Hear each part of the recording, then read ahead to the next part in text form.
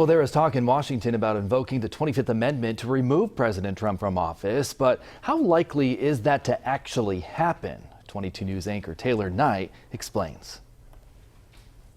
The 25th Amendment allows for the replacement of a president who has been deemed, quote, unable to discharge the powers and duties of the office.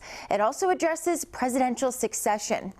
Top lawmakers in Washington like Nancy Pelosi and Chuck Schumer have been calling on Vice President Mike Pence to invoke the 25th Amendment. Under the 25th Amendment, the vice president can declare President Trump unfit for office, which could lead to his removal. But certain things would also have to happen. Pence would need a majority of the cabinet to support him. Political consultants Tony Signoli and Paul Robbins both told 22 News this wouldn't be easy with a cabinet of Trump loyalists.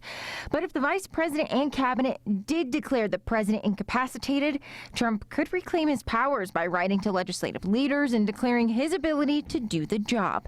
If the vice president and cabinet members object, then the matter moves over to Congress. It would require 2/3 vote in both chambers to strip the president of his powers.